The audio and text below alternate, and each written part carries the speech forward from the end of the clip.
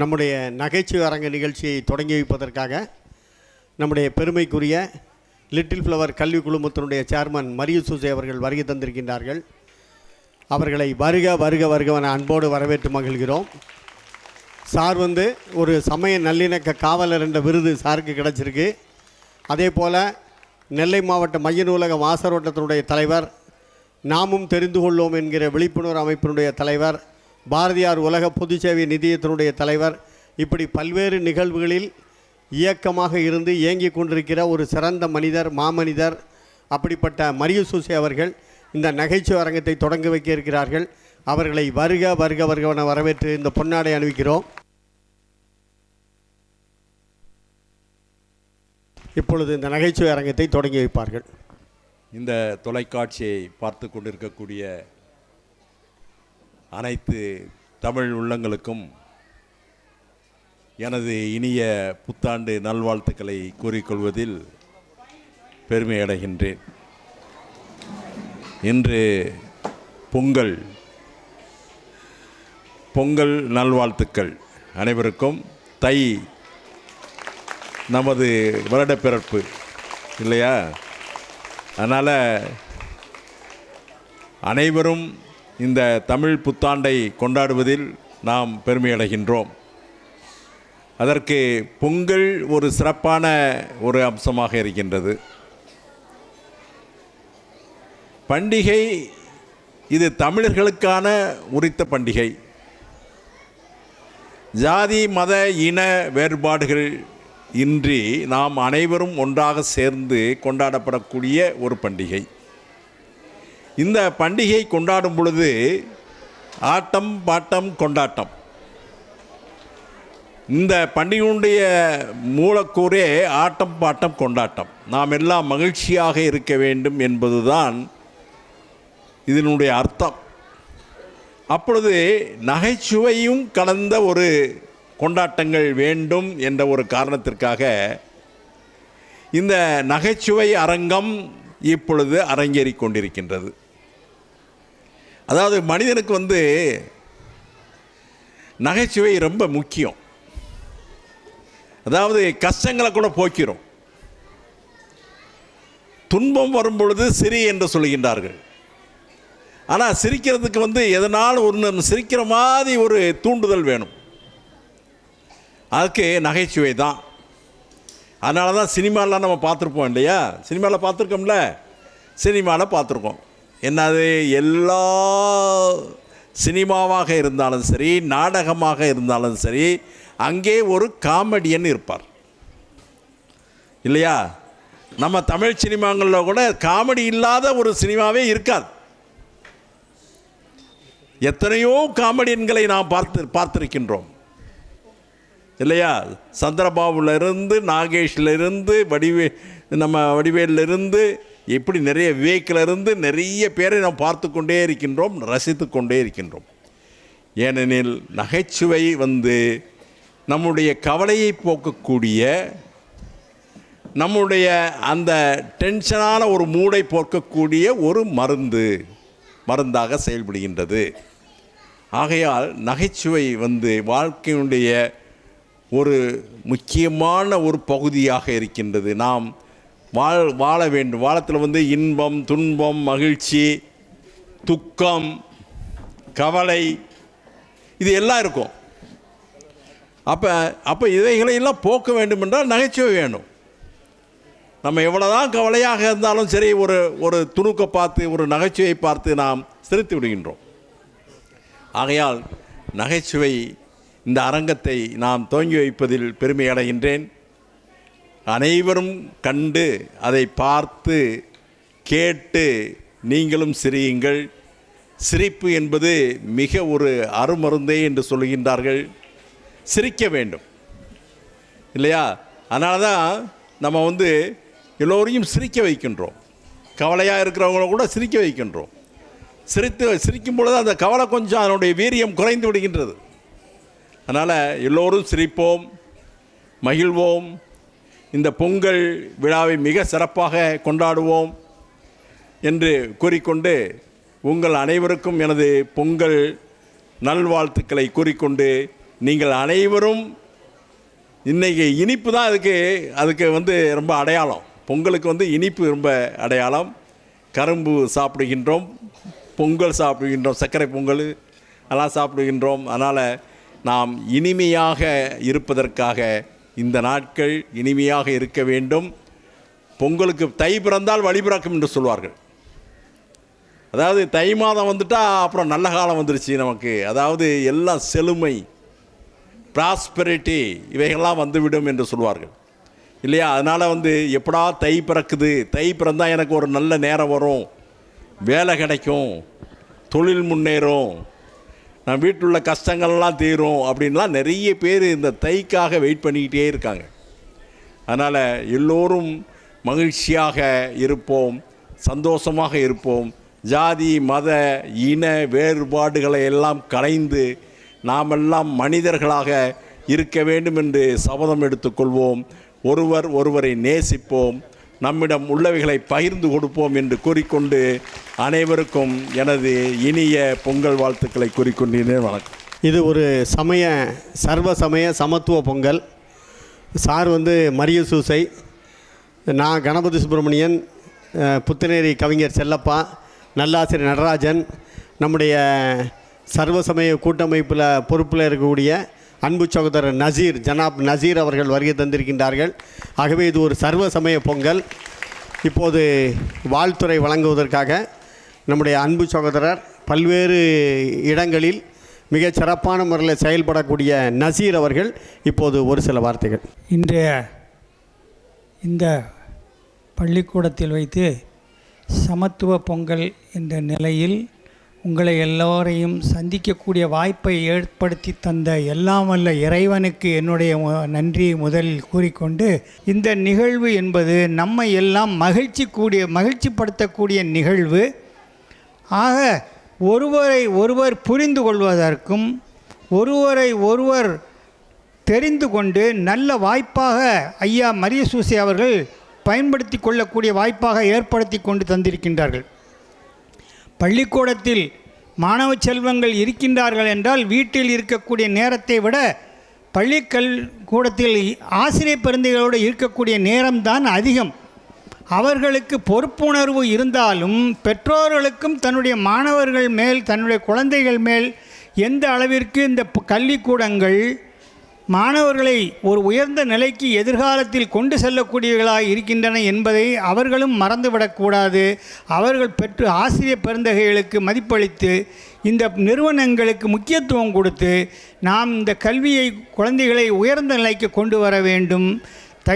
இந்த பொங்கல் திருநாள் எல்லாவற்றையும் வளமாக்கும்.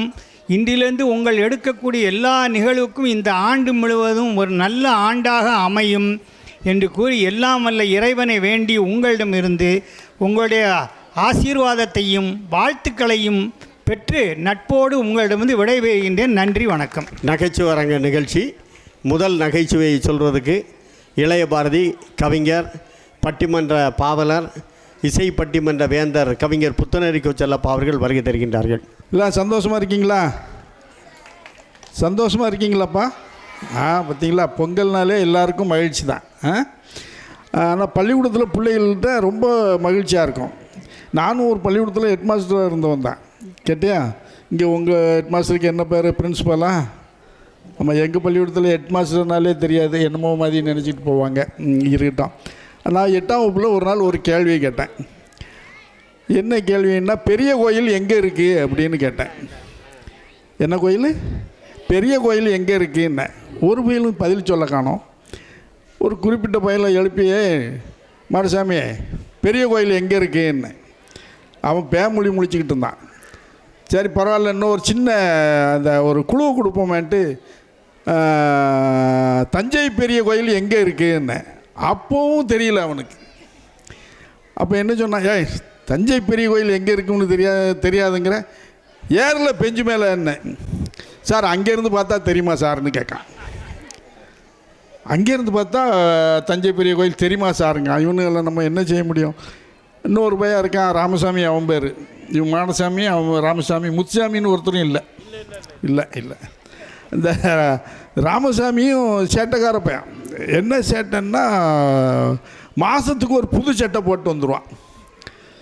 எப்படி இவன் புது சட்டை போடுதாம்னு வீட்டில் உள்ளவங்க வீட்டில் கேட்டால் எனக்கு பள்ளிக்கூடத்தில் எனக்கு கிடச்சிதும்மா, பள்ளிக்கூடத்தில் கேட்டால் எங்கள் அம்மா வாங்கி தந்தாங்கம்மா. எல்லாருக்கும் சந்தோஷம். இவன் சந்தேகம், இவன் எங்கேயோ களவாங்கானோன்னு ஒரு சந்தேகம் வந்துட்டு, களவு சரியான சார், அது மட்டும் நான் செய்யவே மாட்டேன் சார், நான் களவாங்கவே மாட்டேன் சார், திருடவே மாட்டேன் சார், ஆனால் சம்பாதிப்பேன் சார். நான் இல்லை 13 வயசு பையனுக்கு சம்பாதிக்க அப்படி என்ன இருக்குன்னு. இல்லை சார் அப்படின்ன உடனே இன்ஸ்பெக்டர்கிட்ட கம்ப்ளைண்ட் போயிட்டு பள்ளிக்கூடத்துக்கு டிஓ வந்தார்.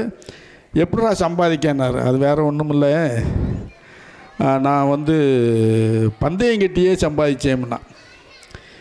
பந்தயம் கட்டி எப்படிடா சம்பாதிக்க முடியும்? பந்தயம் கட்டினா ஒரு சாக்லேட்டு சம்பாதிக்கலாம், அதை சம்பாதிக்கலாம், இதை சம்பாதிக்கலாம், எப்படி சம்பாதிக்க முடியும்? அவ்வளோ சம்பாத்தியம் பண்ண முடியுமா? இல்லை, குறைஞ்சது 20 ரூபாய்க்கு குறைஞ்சி நான் பந்தயம் கட்ட மாட்டேன். அப்படியா? சரி, இன்றைக்கி சார் நான் என்ன இப்போ பாருங்கள், இவனை போய் இப்போ ஒரு 20 ரூபா நான் சம்பாதிச்சிட்டு வரேன் பாருங்கள் சார். நான் போனால் வாட்ச்மேன் மணி அடிப்பார்ல பள்ளிக்கூடத்தில், அவர்கிட்ட போய் கேட்டான், உங்களுக்கு நீங்கள் இன்றைக்கி 11 மணிக்கு மணி அடிப்பீங்க அப்படின்னா. இல்லை 11:15 தான் அடிப்பேன்னா. ஆனால் 11:15 இல்லை 11 மணிக்கு அடித்தா நான் 10 ரூபா தரேன்பான். இங்கே ஏற்கனவே ஒரு பையன்ட்டு பந்தயம் கட்டிட்டு போயிருக்கான். இப்போ 11 மணிக்கு அவரை மணி அடிக்க வைக்க 20 ரூபா தருவியான்னா. சரி, இன்னும் ஒன்று போய் 10 ரூபா கிடைக்கேன்னு சொல்லிட்டு அவர் ஒரு டீ குடிக்கிறதுக்கு ஆச்சுன்னு சொல்லி 11 மணிக்கு ஞாபகம் இல்லாமல் அடிச்சிட்டேன் சார்னு சொல்லிக்கலாம்னு சொல்லி ஒரு மணி அடிச்சிட்டாரு. இங்கே 20 ரூபாய் வாங்கி அங்கே 10 ரூபாயை கொடுத்துட்டான்.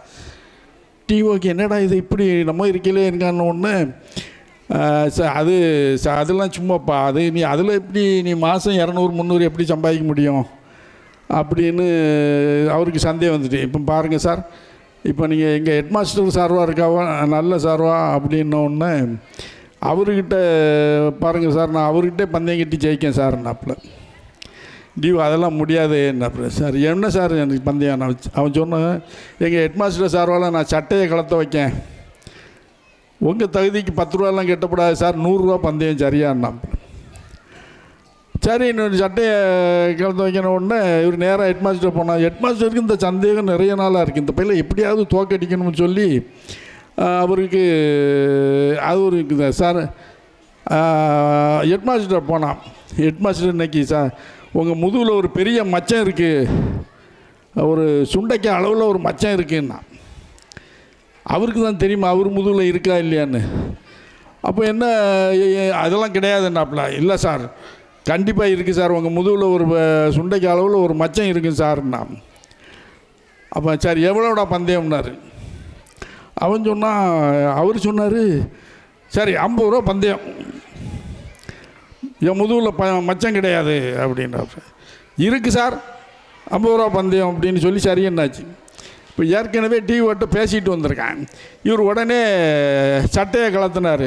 பாரலன்னார். ஆமாம் சார், இல்லை சார், இந்தாங்க சார் 50ன்னு சொல்லிட்டு டிவிட்ட போய் என்ன செஞ்சான், சட்டையை கலத்த வச்சிட்டோம்ல, 100 ரூபா கொடுத்துட்டான். 50 ரூபா லாபம் 2 பேருக்கு மத்தியில். இந்த மாதிரி சில பேர் இருக்கிறான். இதெல்லாம் கீவா ஜெகநாதன் ஒருத்தர் இருந்தார். யார்? கீவா ஜெகநாதன். அவர் மாதிரி நகைச்சுவை ததும்ப பேசுகிறதுக்கு லேசில் ஒருத்தரும் அவ்வளோ தூரம் வராது. அவர் ஒரு ஊரில் பேசுகிறதுக்கு ஒரு தலைப்பு கொடுத்துருந்தார். என்ன தலைப்பு? இம்மைக்கும் மறுமைக்கும் அப்படின்னு ஒரு தலைப்பு கொடுத்துருந்தார். இம்மைக்கும் மறுமைக்கும்னு ஒரு தலைப்பு கொடுத்துருந்தார். அந்த தலைப்பில் பேச இவர் போய் மைக்கு முன்னால் போய் நின்ன உடனே மைக்கு கரபரான்ட்டு. ஆமாம், உடனே மைக் செட்டுக்காரர் என்ன செஞ்சார், இன்னொரு மைக்கை கொண்டு வந்து மாட்டினார். அந்த மைக்கும் கரபரான்னுச்சு. அப்போ உடனே கீவாஜா சொன்னார், இம்மைக்கும் சரியில்லை அம்மைக்கும் சரியில்லை, எம்மைக்கில் தான் நான் பேசினார். அப்படி தலைப்பு கேத்தாப்புல அவர் ஒரு அவ்வளவு தூரம் பேசக்கூடிய ஒரு அருமையான ஒரு நல்ல ஒரு பெரிய அறிஞர், நாவலர். சிலையடையும்பாங்க, நகைச்சுவை ததும்ப பேசுகிறத சிலையடையும்பாங்க. அவருக்கு அதனால் என்ன பேர்னா சிலையடை சிங்கம்னு பேர். யாருக்கு? கீவா ஜெகநாதனுக்கு. ஒரு தமிழ் நாவலர். பொதுவாக நமக்கு வந்து இப்போ ஊர் பூரா தண்ணி மழை பெஞ்சு தண்ணி நிறைய பெருகி கிடக்கு. தண்ணி தேங்கி கிடக்க இடத்துலலாம் செடியெல்லாம் முளைச்சிருக்கும். அப்படி செடி முளைக்கிறது நம்ம ஊர்லெலாம் பொதுவாக என்ன செடியில் தண்ணியில் வளர்கிற தாவரம்னா நமக்கு என்ன ஞாபகம் வரும்? தாமரை தான் ஞாபகம் வரும். ஆனால் இன்னொரு மலர் உண்டு. அது என்ன மலர்னா குவளை மலர். குவளை மலர் வந்து தண்ணியில் வளரக்கூடிய ஒரு செடி. பூக்கும், நல்ல குவளை பூக்கு அழகாக இருக்கும்பாங்க. சிவபெருமானுக்கு ரொம்ப உகந்த ஒரு மலர் அது. அந்த மலரை ஞாபகம் வச்சுக்கிட்டு இவர் ஒரு கூட்டத்தில் பேசிட்டு இந்த இம்மைக்கும் அருமைக்கும் சரியில்லைன்ட்டு கூட்டு முடிஞ்ச உடனே மத்தியானம் சாப்பாடு பண்ணாங்க. சாப்பிட்டுட்டு கை கழுவ போகிற நேரத்தில் விழா ஏற்பாட்டாளர் ஒருத்தர் என்ன செஞ்சார்? ஒரு செம்பில் தண்ணியை கொண்டு வந்தார். செம்பில் தண்ணியை கொண்டு வந்த உடனே இவர் சொன்னார், செம்பில் கை கழுவ வரும்போதே வழக்கமாக தண்ணியில் தான் குவளை இருக்கும், இங்கே குவளையில் தண்ணி இருக்குன்னார். குவளைக்கு இன்னொரு பேர் செம்பு.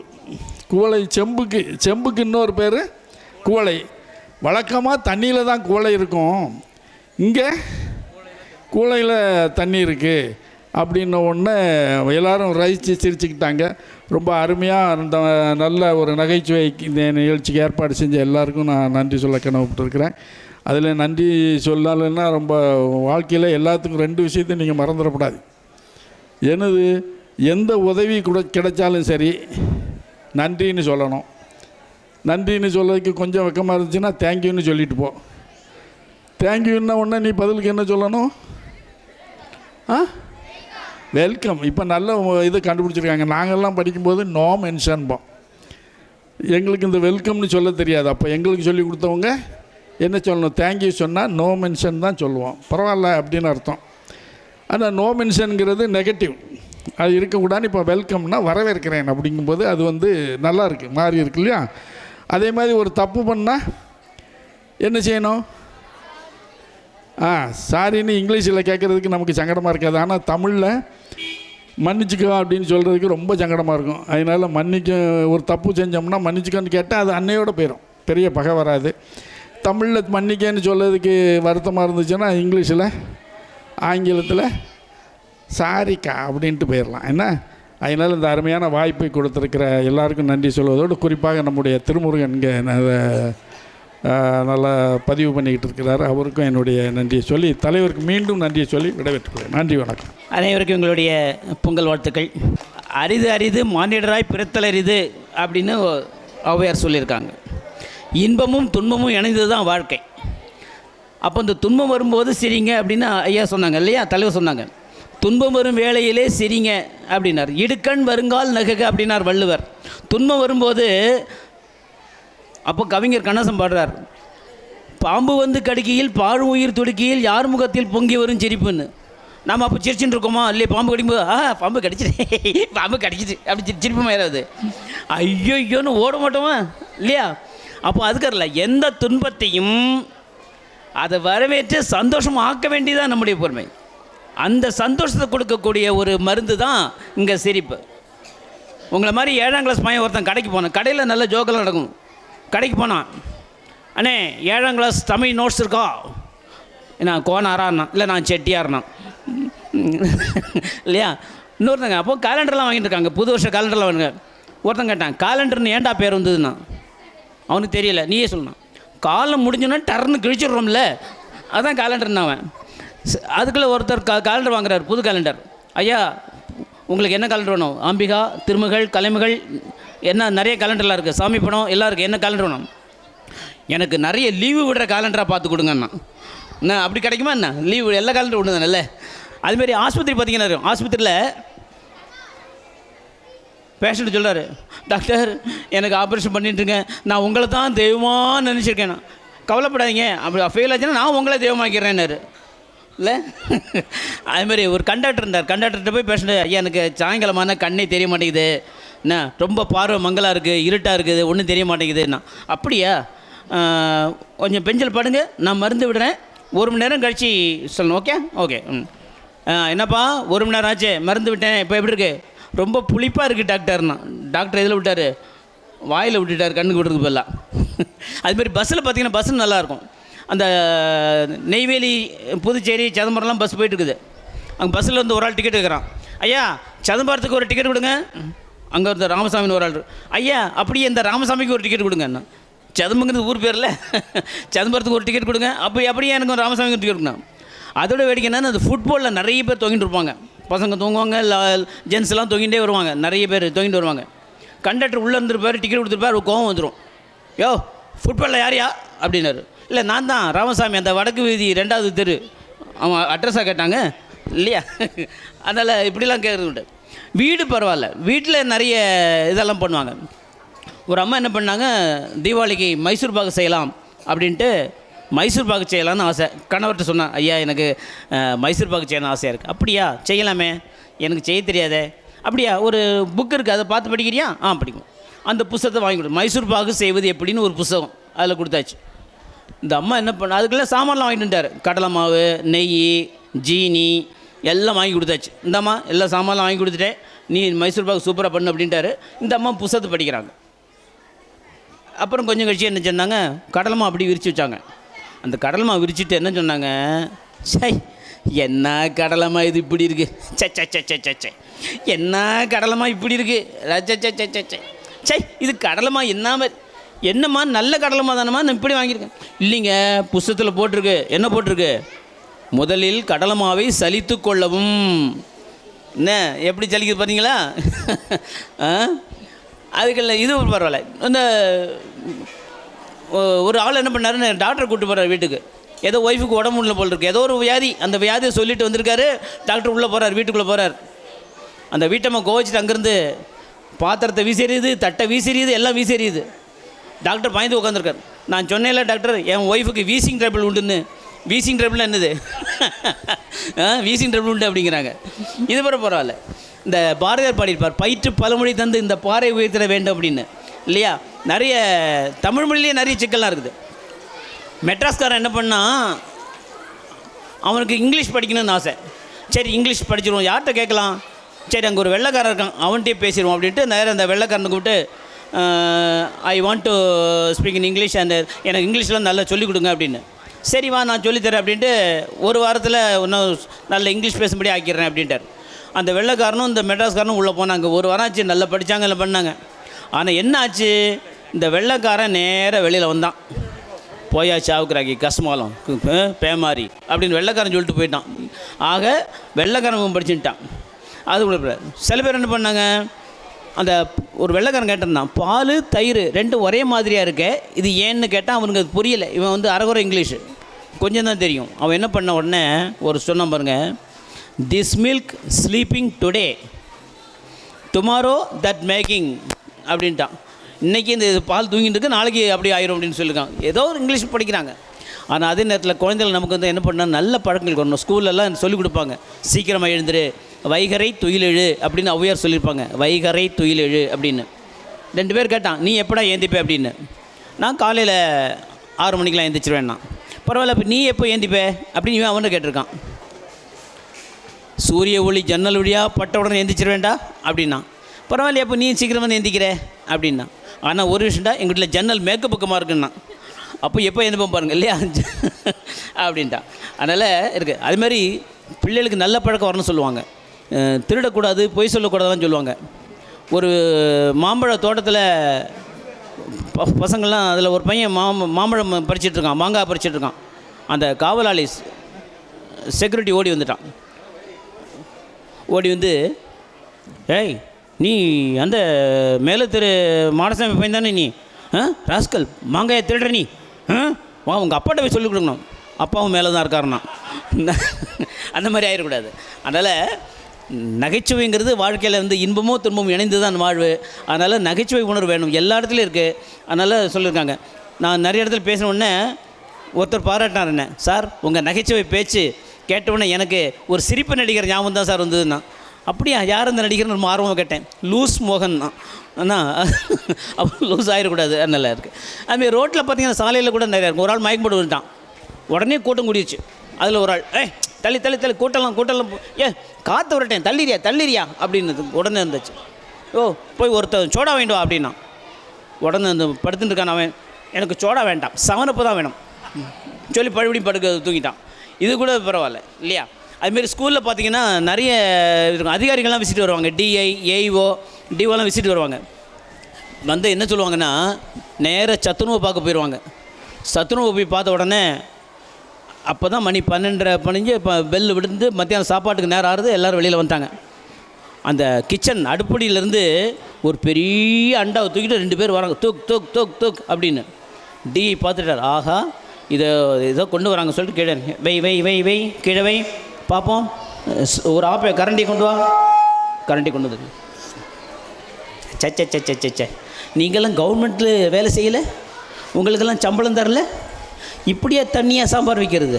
சை, ஒரு காய் வாங்கலை, காய்க்கு ரூபா கொடுக்க மாட்டோமா, அரிசி வாங்க மாட்டோமா, என்ன பருப்பு இல்லையா, ஒன்றுமே இல்லையா, என்னையா நீ இப்படி வச்சுருக்கேன் சார்? அது வந்து பேசாத, மனசாட்சியோடைய வேலை பார்க்க மாட்டேங்கிற நீ.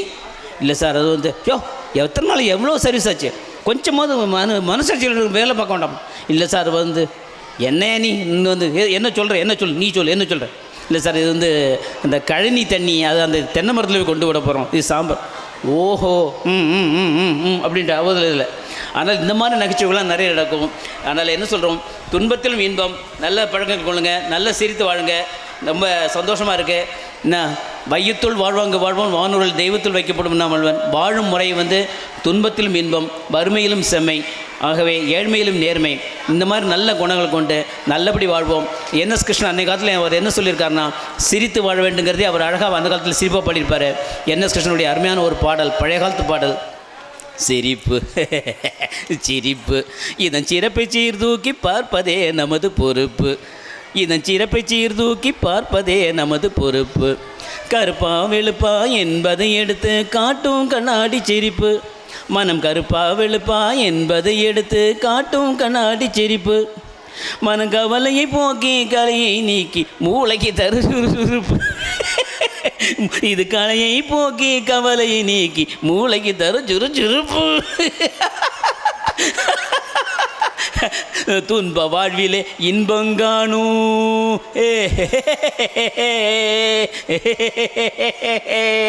துன்ப வாழ்விலே இன்பம் காணும் விந்தை புரிவது சிரிப்பு, இதை துணையாய் கொள்ளும் மக்கள் முகத்தில் துலங்கிடும் தனி செழிப்பு.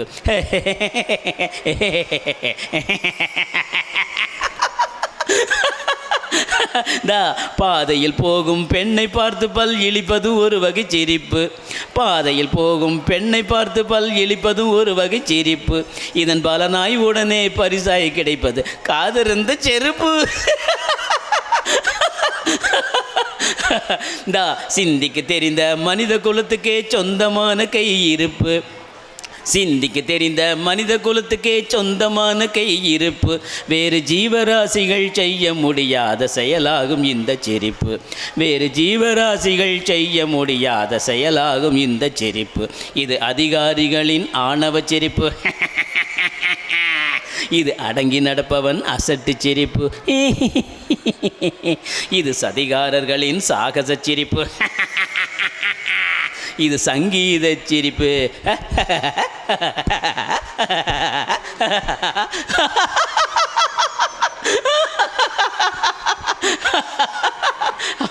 என்று சிரிக்க வேண்டும், சிரித்து வாழ வேண்டும், பிறர் சிரிப்பில் வாழ்ந்திடாதே என்று சொல்லி வாய்ப்புக்கு நன்றி. அனைவருக்கும் மீண்டும் பொங்கல் நல்வாழ்த்துக்கள். ரொம்ப அருமையாக நகைச்சுவை என்னென்ன நகைச்சுவை எல்லாம் இருக்குன்னு சிரித்து காமிச்சார்.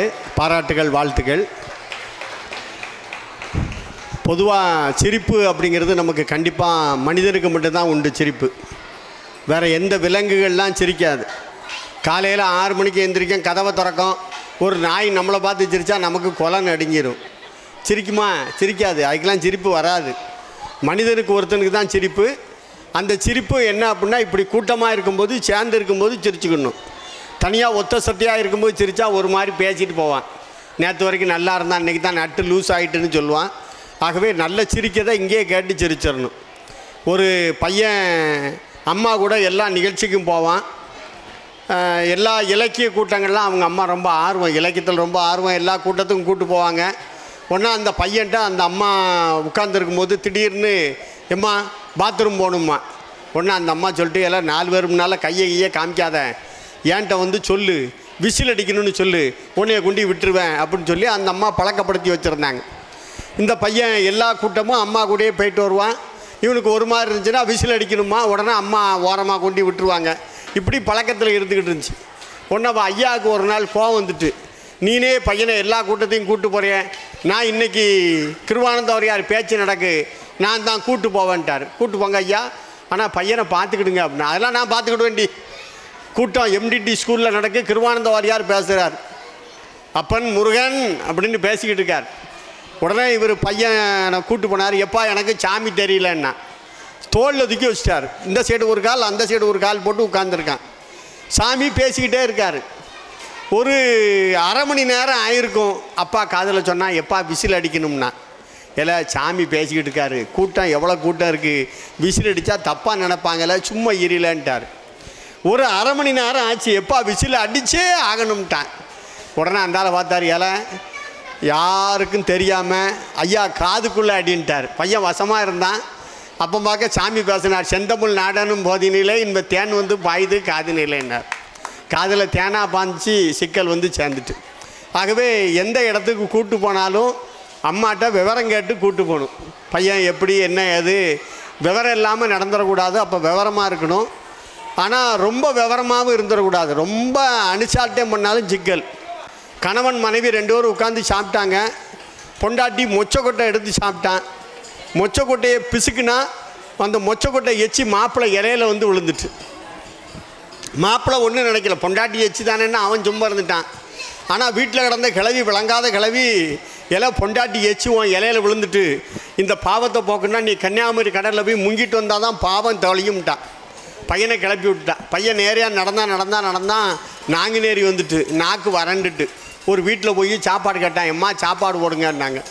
அழகாக சாப்பிடுங்க சார்னு இலையை போட்டாங்க, சோத்தை வச்சாங்க, சாப்பிட்டாங்க. சாப்பிட்டு முடிச்சுட்டு இலையை எடுத்து தூர போட போனான். அந்த அம்மா சொல்லிச்சு, இலை கிடக்கட்டு சார், நீங்கள் போய் கையை கழுவுங்கன்னுச்சு.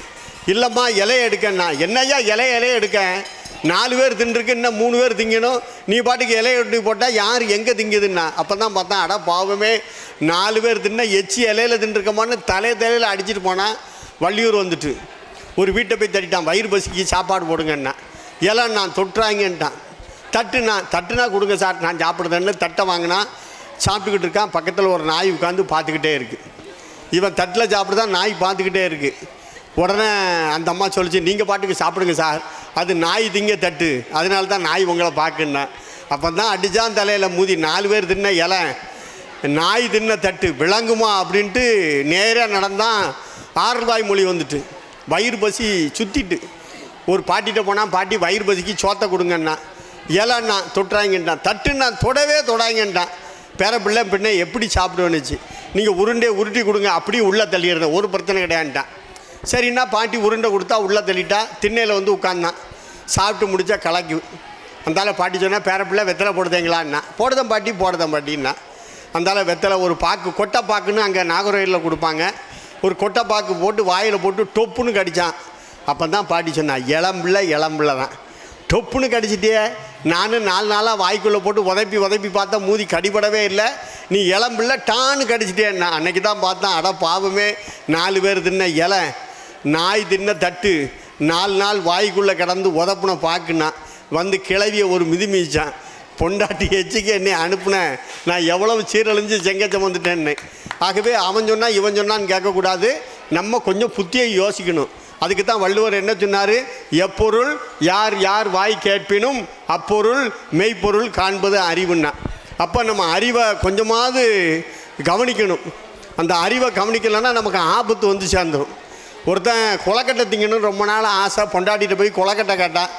அவன் சொன்னான், அம்மாவாசை பிடிக்கட்டும், உனக்கு கொலக்கட்டை செஞ்சு தரேன்னா. இவன் தெருவில் வந்து பேசிக்கிட்டே வந்தான், அம்மாவாசை பிடிக்கட்டும்னு சொல்லிக்கிட்டே வந்தான். ஒரு புதர் மரவில் அம்மாவாசைங்கிற கைதி மறைஞ்சு கிடந்தான். அவன் தப்பிச்சு வந்திருக்கான் ஜெயிலில் இருந்து. இவன் பாட்டுக்கு அம்மாவாசை பிடிக்கட்டும்னோடனே அந்த கைதி அவனை பிடிச்சி 4 சாத்தி பிடிக்கக்கூடாது, நல்லா பிடிக்கக்கூடாதுன்னு சொல்லிட்டே போகலான்ட்டான். இவன் சொல்லிட்டு வரான், பிடிக்கக்கூடாது நல்லா பிடிக்கக்கூடாதுன்னா. அப்போ தான் செங்கச்சூளைக்கு ஒருத்தன் தீ வைக்க போகிறான், சூடனை வச்சு கொளுத்த போகிறான்.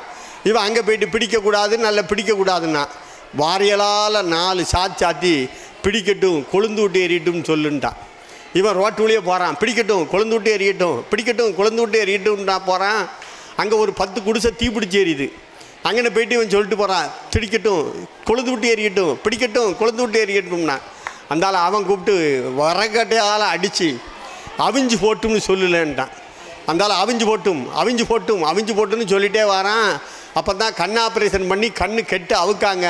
இவன் அங்கே போயிட்டு அவிஞ்சு போட்டும்னா. அந்தால அவன் கூப்பிட்டு 4 பூசையை போட்டு நல்லா நல்லா தெரியட்டும்னா. அவனுக்கு நல்லா தெரிஞ்சிட்டு முதுகில் கொலக்கட்டை மாதிரி வீக்கம், கொலக்கட்டையாக இருந்துச்சு. அப்போ தான் தெரிஞ்சிச்சு கொலக்கட்டை அம்மாவாசை பிடிக்கட்டும் கொலக்கட்டைன்னா. அப்போ வாழ்க்கையில் நாம் அவன் சொன்னால் இவன் சொன்னான்லாம் கேட்கக்கூடாது, நம்முடைய மூளையை யூஸ் பண்ணி கேட்கணும். அதுக்கு தான் வள்ளுவர் என்ன சொன்னார், அறிவுடையார் ஆவதறிவார், அறிவில்லார் அக்தரி கல்லாதவர்னார். அறிவை நம்ம பயன்படுத்தினோம்னா அறிவு அற்றங்காக்கும் கருவி. எவ்வளோ துன்பம் வந்தாலும் அந்த அறிவு நமக்கு மேம்பட்ட நிலையில் இருக்கும். அதனால் என்றைக்கும் பெற்றோர்கள் என்ன செய்யணும்னா, பிள்ளைகள் ஏதாவது கேட்டால் அதுக்கு சரியான பலனை கொடுக்கணும். அப்படி பலனை கொடுக்கலன்னா அது ஆபத்தில் போய் முடிஞ்சிடும். ஒரு பையன் டீச்சர் சொன்னாங்க, அந்த பையன்கிட்ட ஒரு 5 சென்டென்ஸ் எழுதிட்டு வர சொன்னாங்க. அந்த பையன் நிறையா வீட்டுக்கு வந்து அம்மா அப்பாட்ட கேட்டான், 5 சென்டென்ஸ் புது வேர்ட்ஸ் எழுதணும், கொஞ்சம் சொல்லுங்கள் அப்படின்னா. கேட்கவே இல்லை. அப்போது வாழ்க்கையில் பார்த்திங்கன்னா பெற்றோர்கள் எப்படி இருக்குன்னா, பிள்ளைகளுக்கு நல்ல கருத்துக்களை சொல்லணும், நல்ல சிந்தனையில் இருக்கணும். ஒரு பையனுக்கு எலக்ட்ரிசிட்டின்னு எழுதி போட்டாங்க. அந்த பையன் எலக்ட்ரிக் குட்டி அப்படின்னா. உடனே வாத்தியாருக்கு கோவம் வந்துட்டேல, எலக்ட்ரிசிட்டின்னு எழுதுகிறேன், எலக்ட்ரிக் குட்டின்னு சொல்லுதேல, எலக்ட்ரிசிட்டி சொல்லு அப்படின்னா. சொல்லவே இல்லை. உடனே பார்த்தாரு, உங்கள் ஐயாவை வர சொல்லுன்ட்டான். பையன் அவள் ஐயா அவள் தாத்தா 2த்தையும் கூப்பிட்டு வந்துட்டான். ஒன்று வாத்தியார் கேட்டார், ஏல உங்கள் அப்பாவை தானே கூப்பிட்டு சொன்னேன், தாத்தாவை எக்கில கூப்பிட்டு வந்தானே, இன்றைக்கி ஐயாம்ப நாளைக்கு அவள் ஐயாம்ப, இது எதுக்கு 2த்தையும் ஆட்டோ பிடிச்சோம் கூப்பிட்டு வந்துட்டேன்ட்டான். உடனே அப்பா நேரையாக வந்தார், பையன் என்ன பிரச்சனைன்னாரு. சார் எலக்ட்ரிசிட்டின்னு எழுதுனா உங்கள் பையன் எலக்ட்ரிக் குட்டிங்க அப்படின்னாரு. உடனே அவள் ஐயா சொன்னார், பையன் கெப்பா குட்டி அவ்வளோதான் அப்படின்னார். பையன் கெப்பாசிட்டி அவ்வளோதான்னு அவருக்கு வாயில் வரலை. உடனே பார்த்தாரு, தலையில் அடித்தார். தாத்தா வந்துட்டார் கம்பு ஊனிக்கிட்டு. என்ன பேரப்பிள்ளை என்ன பிரச்சனை அப்படின்னாரு. உங்கள் பேரப்பிள்ளைனால தான் பிரச்சனை, எலக்ட்ரிசிட்டினா அவன் எலக்ட்ரிக் குட்டிங்க, அவன் கெப்பாசிட்டியே கெப்பா குட்டிங்க அப்படின்னாரு. உடனே தாத்தா கம்பு ஊனிக்கிட்டே சொன்னார், இது சாதாரண பிரச்சனை, இதை நீங்கள் பப்ளிசிட்டி பண்ணிடாதீங்கன்னாரு. பப்ளிசிட்டின்னு அவனுக்கு வாயில் வரலை. சில இடத்துல சில வார்த்தை வரவே வராது. ஒரு டிஓ வந்து ஒரு கிளாஸில் கேட்டார், வாழைப்பழம்னு எழுதிட்டு சொல்லுன்னாரு. ஒரு பையன் வாய பயம் அப்படின்னா. இன்னொரு பையனை கூப்பிட்டு வாசிலன்னார், அவனு வாய பயம் அப்படின்னா. எல்லா பையனும் வாய பயங்க, வாழை பழம்னு எவனுக்கும் சொல்லவே தெரில. டிஓ தலையை அடிச்சிட்டு வாத்தியாரை கூப்பிட்டாரு, என்ன சார் வாழைப்பழம்னு சொல்லியிருக்கு, வாழைப்பழம்னு சொல்ல தெரில அப்படின்னாரு. வாத்தியார் சொன்னார், பயக்க வயக்கம் இல்லை அப்படின்னாரு. வாத்தியாருக்கே லானாக வரலை. அப்போ பயலுக்கு மண்ணாக வரும். அப்போ வாழ்க்கையில் யாரை பார்த்தும் நாம் திருந்த வேண்டும். யார் சொல்வதையும் நாம் கருத்தாக கேட்டால் நம்முடைய வாழ்க்கை வளமாக இருக்கும். ஆகவே நாம் கண்ணை அகல விரித்து வைத்து கொள்ள வேண்டும், காதை நன்றாக திறந்து வைத்து கொள்ள வேண்டும். கேள்வி செல்வம் ரொம்ப ரொம்ப சிறப்பு. அதே போல் கண்ணால் பார்க்கின்ற சிறப்பு நமக்கு இருக்குது. அந்த சிறப்புகளை பயன்படுத்திய வாழ்க்கையில் உயர வேண்டும் என்று சொல்லிக்கொண்டு தொடர்ந்து நகைச்சுவை வழங்க கவிஞர் வேதிகா அவர்கள் வருகை தருகின்றார்கள். அனைவருக்கும் இனிய புத்தாண்டு பொங்கல் நல்வாழ்த்துக்கள். ஐயா சொன்ன மாதிரி மனிதனுக்கும் பிற உயிர்களுக்கும் உள்ள வித்தியாசமே இந்த சிரிப்பு தான். மனம் விட்டு சிரிக்கக்கூடியது, அதாவது வாய் விட்டு சிரித்தால் நோய் விட்டு போகும் அப்படின்னு சொல்லுவாங்க. இந்த உலகத்தில் மகிழ்ச்சியாக இருக்கிறவங்க பார்த்திங்கன்னா 2 பேர் தான். ஒன்று குழந்தைகள், இன்னொன்று குழந்தை மனம் படைத்தவர்கள். அதனால தான் நம்ம வாழ்க்கையில் எப்பவும் குழந்தையாகவே இருக்கணும் அப்படின்னு சொல்லுவாங்க.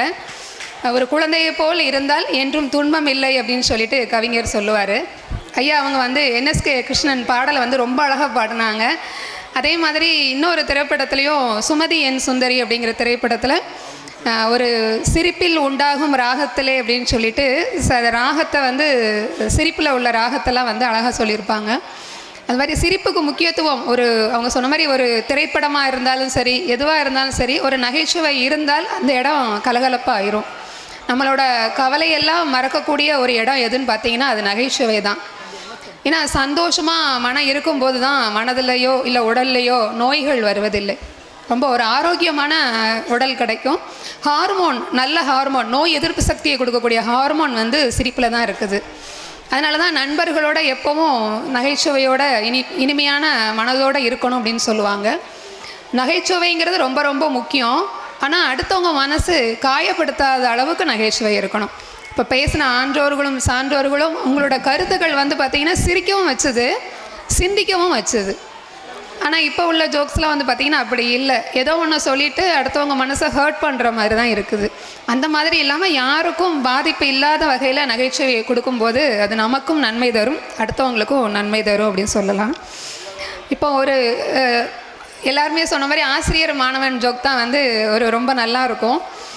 இப்போது ஒரு ஆசிரியர் வந்து பாடம் எடுத்துகிட்ருக்குறாங்க, தமிழ் வகுப்பு.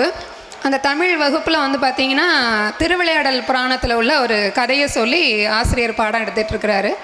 அதில் வந்து மண் சுமந்த படலம் சொல்லுவாங்க. அதாவது சிவபெருமான் பிட்டுக்கு மண் சுமந்தது அப்படின்னு அந்த படலத்தை வந்து சொல்லிட்டு வராரு. இப்போ சிவபெருமான் அந்த வைகை வெள்ளம் பாஞ்சிட்டு இருக்கும்போது அதை அணை கட்டுறதுக்காக ஊர் மக்கள் எல்லாம் ஒன்று கூடி எல்லார் வீட்டில் இருந்தும் ஒவ்வொருத்தங்க வந்து அந்த மண்ணை எல்லாம் எடுத்துக்கொண்டு அந்த அணை கட்டுறது, தண்ணி உள்ள ஊருக்குள்ளே வராமல் இருக்கிறதுக்கு அணை கட்டுறதுக்காக இருக்கிறாங்க. அப்போ எல்லா வீட்டிலேருந்து ஒருத்தவங்க போகிறாங்க. அப்போ ஒரு பாட்டி வந்து வயதான பாட்டி, அவங்க பிட்டு செஞ்சு விற்கிறவங்க, அவங்க வீட்டில் அனுப்புறதுக்கு யாருமே இல்லை. அதனால் சிவபெருமான் வந்து அந்த இடத்துல மாறு வேடமாக போட்டு வராரு. இப்போ அந்த பாட்டிகிட்ட வந்து பிட்டு கேட்குறாங்க. இப்போ அந்த பாட்டி சொல்கிறாங்க, நான் பிட்டு கொடுக்குறேன், ஆனால் நீ வந்து எனக்கு மண் சுமக்கிறதுக்கு எங்கள் வீட்டில் யாரும் இல்லை, நீ தான் மண் சுமக்கணும் அப்படின்னு சொல்லிட்டு. அப்போ அந்த பாட்டிக்காக பிட்டு சாப்பிட்டுட்டு மண் சுமந்தாங்க அப்படின்னு சொல்லிட்டு அந்த படலம் வரும். அப்போ மண் சுமக்கணும், பிட்டு சாப்பிட்டுட்டு மண் சுமக்க போகாமல் இவர் என்ன செஞ்சிடறாரு, தூங்குறாரு. அந்த ஆத்தங்கரை ஓரமாகவே படுத்து தூங்கிடுறாரு. அப்போது அந்த காவலாளிகள், அரசவையில் உள்ள காவலாளிகள் இவரை வந்து ஓங்கி அடிக்கிறாங்க. நீ மண் சுமக்கலையா அப்படின்னு கேட்குறாங்க. இவர் மாட்டேன்னு சொன்னோன்னா முதுகில் அடிக்கிறாங்க. அப்போது கடவுளோட முதுகில் அடிக்கும்போது அது எல்லா உயிர்கள் மேலேயும் பட்டுது அப்படின்னு சொல்லிட்டு அந்த கதையில் வந்து ஆசிரியர் சொல்கிறாரு. அந்த இறைவன் மேலே பட்ட அடி உலகத்தில் உள்ள எல்லா உயிர்கள் மேலேயும் பட்டுது அப்படின்னு சொல்லிட்டு. அப்போது ஒரு குறும்பு மாணவன் சொல்கிறான், ஐயா எல்லா முதுகுலையும் அடிபட்டுச்சு அப்படின்னா சிவபெருமான் வந்து பிட்டு சாப்பிட்டாரா இல்லையா, அப்போ எல்லாருக்கும் அது போய் சேர்ந்துதா அப்படின்னு சொல்லிட்டு கேட்குறாங்க. அப்போ மாணவர்கள் எந்த வகையிலலாம் சிந்திக்கிறாங்க அப்படிங்கிறதுக்கு இது ஒரு உதாரணமாக இருக்குது. அடுத்தது வந்து பார்த்திங்கன்னா ஒரு மாணவன் வந்து அவங்க அப்பாட்ட வந்து கேட்குறான், அப்பா புக்கு வாங்கணும் இன்றைக்கி ஸ்கூலுக்கு எனக்கு 200 ரூபா கொடு அப்படின்னு. ஏடா போன வாரம் தானடா எல்லா புக்கும் வாங்கிச்சு, இன்னும் என்னடா புக்கு வேணும் கேட்குற அப்படின்னு சொல்லிட்டு. அவங்க அப்பா படிக்காத ஒருத்தர், படிப்பறிவு இல்லாதவர். இல்லை வேணும், ஒரு 200 ரூபா வேணும் அப்படின்னு சொல்லிட்டு கேட்குறாங்க. என்ன புக்குடா வாங்கணும் அப்படின்னு பார்த்தா, இல்லைப்பா நான் வந்து ஃபேஸ்புக் வாங்கணும், அதனால் எனக்கு ரூபா கொடு அப்படின்னு சொல்லிட்டு உடனே அவரும் அந்த அன்றைக்கி கொடுக்குறாரு, 200 ரூபா தூக்கி கொடுக்குறாரு. அப்போ அவங்க ஒய்ஃபு வராங்க. அந்த அவங்களும் இவங்கள மாதிரி படிப்பறிவு இல்லாதவங்க. என்னங்க 200 ரூபா தூக்கி கொடுத்துருக்கீங்களே, என்ன புக்கு வாங்குறதுக்குன்னு. அவன் ஏதோ ஃபேஸ்புக்கா அது வாங்க போகிறானா, அதுக்காக ரூபா கொடுக்க அப்படின்னு சொல்லிட்டு. பிள்ளை நல்லா படிக்க, நம்ம பிள்ளை அறிவாளியாக வருவான், என்னங்க ஆடி போய் ஆவணி வந்தால் நம்ம பிள்ளை டாப்பாக வருவோம் அப்படின்னு சொல்லிட்டு. இந்த நகைச்சுவையில் நம்ம தெரிஞ்சுக்கிட வேண்டிய விஷயம் என்ன அப்படின்னு பார்த்தீங்கன்னா, அப்பா அம்மாவும் பெற்றோர்கள் படிப்பறிவு இருந்தால் அந்த குழந்தைகளும் நல்லா இருப்பாங்க அப்படிங்கிறதுக்காகவும், இன்னொன்று வந்து பார்த்திங்கன்னா பெற்றோர்கள் படிக்கலை அப்படிங்கிறதுக்காக நம்ம ஏமாற்றக்கூடாது அப்படிங்கிற விஷயத்தையும் இது வந்து சொல்ல வருது. அடுத்தது வந்து பார்த்திங்கன்னா இப்போ உள்ள யங்ஸ்டர்ஸ் நிறைய டீனேஜ் பருவத்தில் உள்ளவங்க எல்லாம் செல்ஃபோன் கைமாவே இருக்கிறீங்க. ஒரு அம்மா வந்து அவங்க பிள்ளைகிட்ட வந்து பொண்ணுகிட்ட சொல்கிறாங்க, ஹாலில் இருக்கிறாங்க, கிச்சனில் போய் ஒரு தட்டை எடுத்துகிட்டு வாமா அப்படின்னு சொல்கிறாங்க. இந்த பொண்ணு என்ன செய்யுது, செல்ஃபோனை பார்த்துட்டே கிச்சனில் போய் அம்மா தட்டு இல்லை அப்படிங்குது.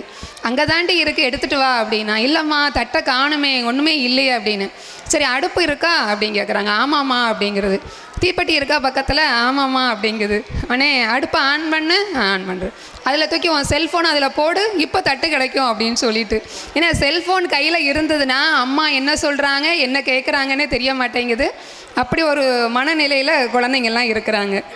அடுத்தது வந்து பார்த்திங்கன்னா குழம்பு கதை. அது குழம்பு கதைங்கிறது ஒரு பெரிய காமெடி தான். ஆண் பெண் கணவன் மனைவிக்குள்ளாக இருக்கக்கூடிய ஒரு விஷயம். கணவன் வந்து வேலைக்கு போய்ட்டு மதிய உணவு சாப்பிட்றதுக்காக வராங்க. அப்போ வந்த உடனே இவங்க சாப்பாடு வைக்கிறாங்க. ஏங்க நான் இன்றைக்கி என்ன குழம்பு வச்சுருக்கேன் தெரியுமா அப்படின்னு சொல்லிட்டு. என்ன குழம்பு வச்சுருக்கியா, முதல்ல குழம்பை சொல்லு, நீ குழம்பை ஊற்று, நான் சாப்பிட்டு பார்த்துட்டு சொல்கிறேன், நீ ஏன் வைக்காத ஒரு பேர் அப்படின்னு சொல்லிட்டு. அப்போ சாப்பிட்றாங்க. சாம்பார் வச்சுருக்கேங்க அப்படின்னு சொல்லிட்டு வைக்கிறாங்க. தண்ணியாக இருக்குது அப்படிங்க சொல்கிறாங்க. சாம்பார் வைனா தண்ணியாக வச்சுருக்க, ரசத்தை வச்சுருக்கியா நீ அப்படின்னு சொல்லிட்டு. அதான் பொதுவாக சொல்லுவாங்க, கெட்டியாக வச்சுட்டோம் அப்படின்னா அது பருப்பு குழம்புன்னு சொல்லிடலாம், தண்ணியாக வச்சுட்டோம் அப்படின்னு சொன்னால் ரசம்னு சொல்லிடலாம். பெண்கள் வந்து சமாளிக்கிறதுக்கு நிறைய விஷயங்கள் இருக்குது. அது மாதிரி நகைச்சுவை லைஃப்பில் வந்து நம்ம தேடி போக வேண்டியதில்லை. நம்ம அன்றாடம் நம்ம சுற்றி இருக்கக்கூடிய நகைச்சுவையை வந்து நம்ம பார்த்தோம் அப்படின்னா நிறைய விஷயங்கள் இருக்கும். ஆனால் அதை கவனிக்கக்கூடிய மனசு நம்மகிட்ட இருக்கணும். நம்ம ஏதோ ஒரு கவலையிலையோ இல்லை ஏதோ ஒரு சிந்தனையிலையோ இல்லை கையில் இருக்கக்கூடிய கையடக்க அலைபேசிலையோ நம்ம மனசை செலுத்திட்டோம் அப்படின்னா அது வந்து எல்லாருக்கும் கவனத்தை கொடுக்காது அப்படின்னு சொல்லிட்டு நிறைவே செய்துக்கிறேன். நன்றி. தொடர்ந்து ஜோசப் மெட்ரிக் பள்ளி மாணவர் ஆண்டனி டேனிஸ் துரை இப்போது நகைச்சுவை சொல்ல வருகை தருகின்றார்கள். அனைவருக்கும் வணக்கம். நான் கடி ஜோக் சொல்ல போகிறேன். 100க்கும் 105க்கும் நடுஸில் என்ன இருக்குன்னு தெரியுமா? வேறு என்ன, 0 தானே இருக்குது. ஒரு ராஜா ஒரு நாட்டை அழிக்கிறதுக்கு ரப்பரை கொண்டு போனாரா. ஏன்? நாட்டை அழிக்க ரப்பர் வேணும்ல. இப்போது கல்யாணத்துக்கும் ஜல்லிக்கட்டுக்கும் இருக்கிற ஒரே ஒரு ஒத்துமை என்னன்னு தெரியுமா? வளர்த்தவன் எஸ்கேப் ஆயிடுவான், அடக்கிறவன் தானே மாட்டிக்கிடணும். இப்போ மேக்ஸு சர்க்கிள் அறிவாளியா ட்ரையாங்கிள் அறிவாளியா? இதுக்கு டெஸ்ட் வச்சா யார் ஃபெயில் ஆவா? சர்க்கிள் தானே ஃபெயில் ஆகும். ஏன்னா அதுக்கு தான் மூளையே இல்லையே. காடே மரமே இல்லாத காடு என்ன காடு? சிம் கார்டுன்ட்டு மட்டும் சொல்லக்கூடாது. ATM card, PAN card, ration கார்டெலாம் இருக்குது. அனைவருக்கும் இனிய பொங்கல் நல்வாழ்த்துக்கள். நன்றி, வணக்கம். தொடர்ந்து மாணவி சகானா சிமி இப்போது நகைச்சுவை சொல்ல வருகை தருகின்றார்கள். ஒரு டாக்டர் வந்து பேஷண்ட்டை சொன்னாங்களாம், உங்களுக்கு கிட்னி ஃபெயிலியர் ஆயிடுச்சு அப்படின்னு சொன்னாங்களாம். அதுக்கு பேஷண்ட் என்ன சொன்னாங்க? ஏன்னா கிட்னியை வந்து அவர் படிக்க வைக்கல, அதனால் அது ஃபெயில் ஆயிடுச்சான். அப்புறம் கரும்புக்கும் எறும்புக்கும் என்ன வித்தியாசம்? கரும்பு நாம் கடிச்சு சாப்பிட்றோம், எறும்பு நம்மளை கடிக்குது. ஒரு பையன் ஜூஸ் குடிக்கும் போது கதவை சாத்திட்டு குடித்தானா. ஏன்னா அது சாத்துக்குடி ஜூஸா. நன்றி. தொடர்ந்து தங்கமான மலர் தங்கமலர். இப்போ தினேஷ்க்கு வந்து கல்யாணமா, அவனை வந்து மண்டபத்துக்கு கூட்டிகிட்டு போகாமல் சுடுகாட்டுக்கு கூப்பிட்டு போனாங்களாம். ஏன்னா அவன் வந்து அடக்கமான பொண்ணு வேணும்னு கேட்டானான். அதே மாதிரி ஒரு ஹஸ்பண்ட் வந்து அவளோட ஒய்ஃப் முகத்தில் எப்போதுமே தண்ணி தெளிச்சிட்டே இருப்பாராம். ஏன்னா அவரோட மாமனார் சொன்னாராம், என் பொண்ணை பூ மாதிரி பார்த்துக்கோங்க அப்படின்னாராம். ஒருத்தன் கையில் அடிபட்டுருச்சான். உடனே ஹாஸ்பிட்டல் போய் எனக்கு ட்ரீட்மெண்ட் பண்ணுங்கன்னு அதுதானா. உடனே டாக்டர் வந்து ரத்தம் கொண்டு வாப்பா அப்படின்னோடனே அவன் போய் உடனே இலையா இருக்க ஆரம்பிச்சிட்டானா. ஏன்னா டாக்டர் வந்து இலோ ரத்தம் கேட்டாங்களாம். அதே மாதிரி இப்போ வந்து ஒருத்தன் வந்து இட்லி வச்சு வீடு கட்டினான். பெரிய பில்டிங் எப்படி கட்டினான்? இட்லி வச்சு. ஏன்னா அவன் ஒய்ஃப் சுடுற இட்லி வந்து கல் மாதிரி இருக்குமா. தேங்க்யூ. தொடர்ந்து மாணவி லோகப்பிரியா நகைச்சுவை சொல்ல வருகை தருகின்றார். நான் கடிஜோக் சொல்ல போகிறேன். எப்போதும் ஒரு பொண்ணு லாவணியான ஒரு பொண்ணு மேக்ஸில் 0 தான் எடுப்பானா. ஏன்னா அவங்க மேக்ஸிமம் சொன்னாங்களா 0க்கு வேல்யூ அதிகம்னு. ஒருத்தன் கையில் 6 விரல் இருந்துச்சு. அவனை எல்லாரும் சத்தியமூர்த்தின்னு கூப்பிட்டாங்களாம். ஏன்னா அவன் பேரே சத்தியமூர்த்தி தான். ஒரு ராகுல் எப்போதும் ஹோட்டலில் போய் பார்சல் வாங்கிட்டு வந்து வீட்டில் உட்காந்து சாப்பிடுவானா. ஏன்னா டாக்டர் சொன்னாராம் ஹோட்டல் சாப்பாடு சாப்பிடக்கூடாதுன்னு. அனைவருக்கும் இனிய பொங்கல் நல்வாழ்த்துக்கள். நன்றி, வணக்கம். நிறைவான நகைச்சுவை சொல்ல சிவபிரகாச நற்பணி மன்ற துணை செயலாளர் கவிஞர் முத்துசாமி. அனைவருக்கும் இனிய பொங்கல் நல்வாழ்த்துக்கள். நகைச்சுவை அரங்கத்தில் ஒரு 3 ஜோக்கு தான் நான் சொல்ல போகிறேன். அதாவது ஒரு கண் டாக்டர்கிட்ட வந்து 2 பேர் போயிருக்காங்க பார்க்க போயிருக்கும்போது கிட்ட போனோன்னே அவருடைய போர்டு தெரிஞ்சிருக்கு. அவர் பேர், அவர் படித்த படிப்பெல்லாம் எழுதி பார்வை நேரம் அப்படின்னு போட்டு மாலை 6 மணி முதல்னு போட்டிருக்கு. அப்போ இவனு 2 பேரும் வெளியே வந்துட்டானோ. அவருக்கே பார்வை 6 மணிக்கு தான் வரப்போது. நம்மளை பார்த்து அவர் என்ன செய்ய போகிறாரு அப்படின்ட்டு வெளியே வந்த உடனே உள்ளேருந்து கம்பவுண்டர் ஓடி வந்தான். இல்லை அவர் டாக்டர் உள்ளதாக இருக்கார் வா அப்படின்னு சொல்லி உள்ளே கூப்பிட்டு போன உடனே அவர் லைட்லாம் அடித்து பார்த்து வாயத்தார கண்ணத்தார எல்லாம் அடித்து லைட்லாம் அடித்து பார்த்துட்டு உனக்கு என்ன செய்யுதுன்னு கேட்டிருக்காரு. எதை பார்த்தாலும் 2 தெரியுதுன்னு இருக்கான். அதை பார்க்கறதுக்காக நீங்கள் 4 பேர் வந்திருக்கீங்க அப்படின்னு சொல்லி டாக்டர் சொல்லியிருக்காரு. அதனால் டாக்டருக்கே கண்ணில் கோளாறு இப்படியா இருக்குது. அப்புறம் ஒரு பையன் 8ஆம் கிளாஸ் பையன் சைக்கிளில் வேகமாக பள்ளிக்கூடத்துக்கு உண்ணி மீச்சிட்டு போகிறான். இப்படி போய் இந்த பக்கமாக திரும்புகிற இடத்துல பள்ளிக்கூடம் மெதுவாக செல்லவும் அப்படின்னு சொல்லி போர்டு போட்டிருக்கு. நேற்று தான் வாத்தியார் விதிகளை மதிக்க வேண்டும் அப்படின்னு சொல்லி கொடுத்துருக்காரு. இவன் கீழே இறங்கி நடந்து போகிறான். அங்கே போனால் 20 நிமிஷம் லேட்டு. பிடி வாத்தியார் பெரம் வச்சு நின்றுருக்காரு. ஏன்டா லேட் ஆகிட்டு சார்னு ஓடி போய் சைக்கிள் வச்சுட்டு கிளாஸுக்கு போயிட்டான். கிளாஸுக்கு போனால் அப்போ தான் வாத்தியார் வந்து அட்டனன்ஸ் எடுத்துகிட்ருக்காரு. எதுக்குடா லேட்டு அப்படின்னு சொன்னால், இந்த மாதிரி சார் நேற்று நீங்கள் பாடம் போட்டு எழுதின்னு கூட சொன்னீங்க, விதிகளை மதிக்க வேண்டும்னு சொல்லியிருக்கீங்க. நான் திரும்பி வர்ற இடத்துல பள்ளிக்கூடம் இருக்கிறது, மெதுவாக செல்ல ஒன்று, அதனால் இறங்கி உருட்டிட்டு வந்தேன் அப்படின்ட்டுருக்கான். சரி நீ சரிப்பட வர மாட்டேன், நீ ஹெட் மாஸ்டரை பார்த்துட்டு வா அப்படின்ட்டான். அப்போ ஹெட் மாஸ்டரை போய் பார்க்க போனால் அடுத்த பிள்ளைகள் இருந்தார், போய் பார்த்துட்டு திருப்பி வந்துட்டான். பார்த்துட்டு ஆமாம் சார் பார்த்துட்டேன், அவர் உட்காந்து அழகாக எழுதிட்டு இருக்காரு அப்படின்னு சொல்லி ஹெட் மாஸ்டரை பார்க்க அவர் வந்து இந்த விவரத்தை சொல்லியிருக்கான், அவன் பார்த்துட்டு வந்துட்டான். இப்படியாக நிறைய நகைச்சுவை இருக்குது. இன்னும் ஒரே ஒரு நகைச்சுவை, இதே மாதிரி 3 பையங்க லேட்டாக வந்தான். முதல்ல ஒருத்தன் வந்தான், ஏன்டா லேட்னா சைக்கிள் பஞ்சர்ன்ட்டான். ஒரு 5 நிமிஷம் கழித்து இன்னொரு பையன் வந்தான், அவனும் ஏன்டா லேட்டுனாரு, அவனும் சைக்கிள் பஞ்சர்னான். ஒரு 5 நிமிஷம் கழித்து இன்னொரு பையன் வந்தான், மூணாவது பையன்னு சொன்னால் நான் சைக்கிளில் தான் வந்தேன் சார் லேட்டு அப்படின்னா. ஏன்டான்னு 3 பேரை எழுப்பி விட்டு கேட்டால் 3 பேரும் ஒரே சைக்கிளில் வந்திருக்கானுங்க. இப்படி நிறைய பையங்க இந்த மாதிரிலாம் செய்வது உண்டு. ஆக நகைச்சுவை எல்லோர் மத்தியும் இருக்கிறது என்பதை சொல்லி சிரிப்போம், சிந்திப்போம். எல்லோருக்கும் இனிய பொங்கல் வாழ்த்துக்கள். நன்றி, வணக்கம்.